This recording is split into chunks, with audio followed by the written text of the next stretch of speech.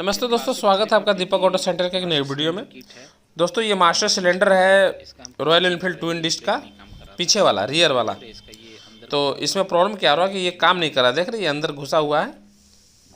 तो इसका हम क्या करेंगे कि इसका हम एमसी किट चेंज करेंगे और एमसी किट चेंज करके इसे हम रिपेयर करेंगे ताकि पीछे का ब्रेक काम करे। तो ये इसका एमसी किट है, ये इसका एमसी किट है। इसका दाम है 277 रुपये। ये वाली किट लगाएंगे हम इसमें।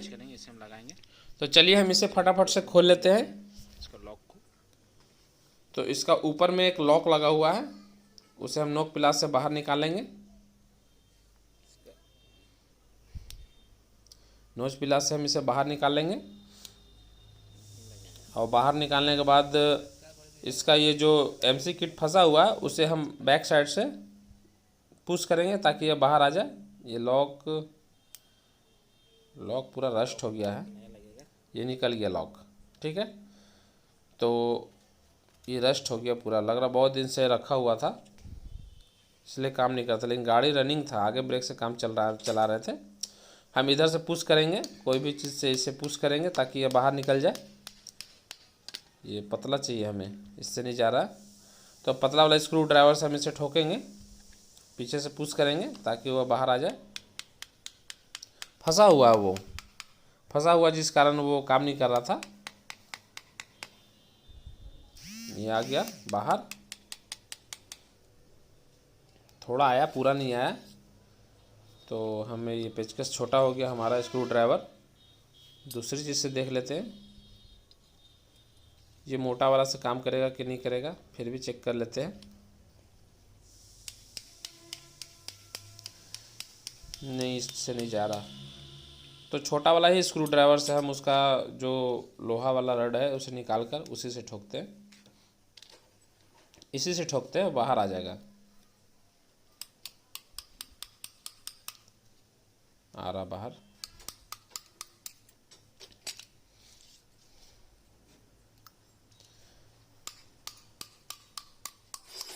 आ गया बाहर।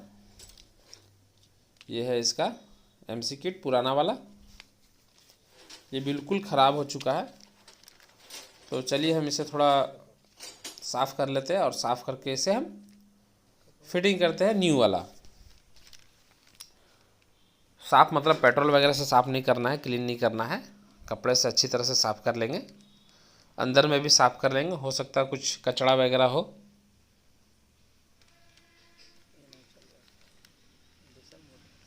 उसके बाद में न्यू एमसी किट डालेंगे।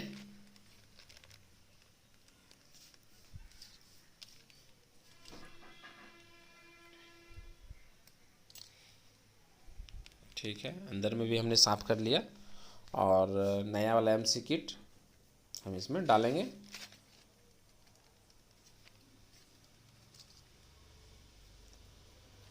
ये नीचे में रहता है ना, तो थोड़ा धूल मिट्टी ज़्यादा लगती है इस पर, और फ्रंट वाला हैंडल पे रहता है। तो ये इसका एमसी किट, इसमें स्प्रिंग लगा देते हैं। स्प्रिंग लगाकर इसे हम इसमें डाल देते हैं। देखिए इसमें थोड़ा हल्का जाम जाना चाहिए, अगर फ्री जाएगा तो समझिए कि वो काम नहीं करेगा, प्रेशर नहीं बनाएगा। तो थोड़ा ये जाम जाना चाहिए, ये ध्यान रखें।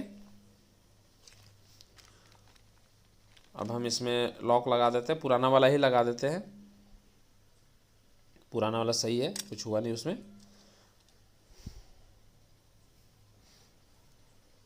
ये लॉक हम लगा दे रहे हैं।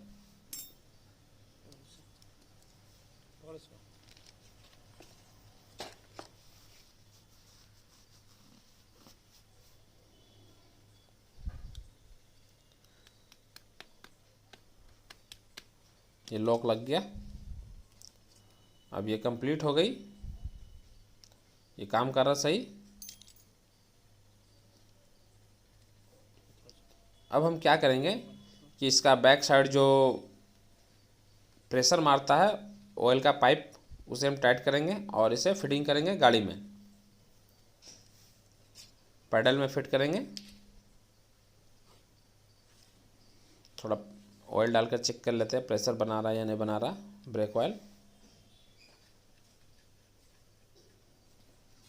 ऐसे तो बना रहा, थोड़ा सा ऑयल डालकर चेक कर लेते हैं। थोड़ा पीछे और थोड़ा इनपुट वाला सेक्शन में।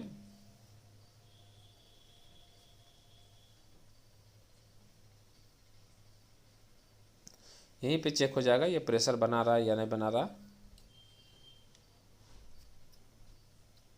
प्रेशर बना रहा।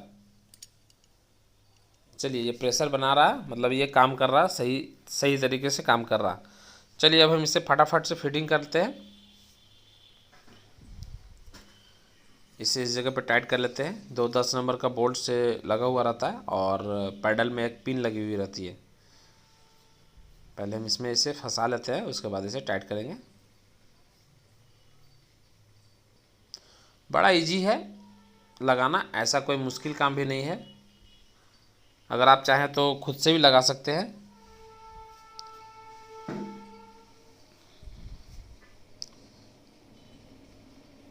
ये दोनों बोल्ट को हम कस लेंगे और कसने के बाद पीछे जो प्रेशर वाली पाइप है जो कि कैलिपर में जाती है उसे फुल टाइट कर लेंगे।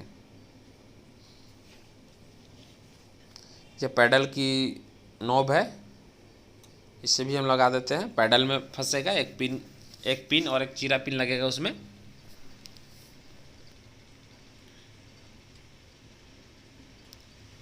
चलिए दोनों फंसा लेते हैं हम, उसके बाद में ऑयल डालेंगे।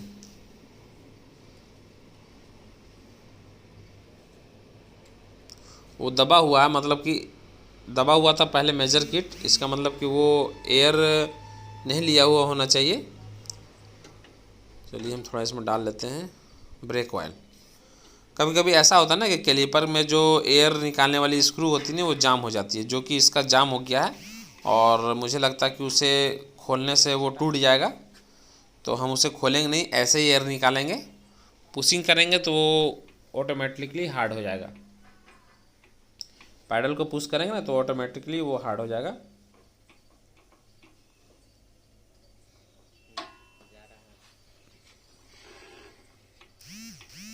ये काम कर रहा है, हाँ काम करने लगा। ब्रेक सही तरीके से काम करने लगा। हार्ड हो जाएगा। पैडल भी सही काम कर रहा और ब्रेक भी सही काम कर रहा। कभी कभी क्या होता है ना कि इजीली एयर निकल जाता है, इजीली हार्ड हो जाता है, और कभी कभी तो आधा 1 घंटा परेशान कर देता है।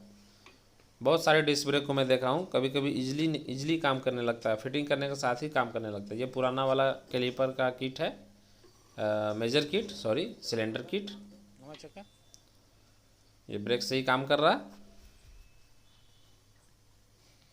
ब्रेक से ही काम कर रहा है।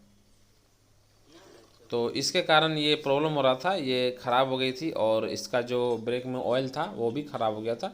ऐसा होता है ना कि ब्रेक ऑयल ज़्यादा दिन पे चेंज वगैरह नहीं होता है ना, तो वो हार्ड नहीं हो पाता, उसका जो रबर होता है वो ख़राब हो जाता है, इस कारण ब्रेक काम नहीं कर पाता। तो यहाँ पर देख रहे हैं, यहाँ पर ये जो नट है एयर स्क्रू वाली जो एयर निकालते हैं वो जाम हो गया है। हमने उससे खोलने की कोशिश की बट वो खुला नहीं। ज़्यादा अगर जोर लगाएंगे तो वो टूट जाएगा। और व्हील भी फ्री है, चक्का भी फ्री है। तो ये कंप्लीट हो गया सारा, ब्रेक वगैरह सब कंप्लीट ले रहा है।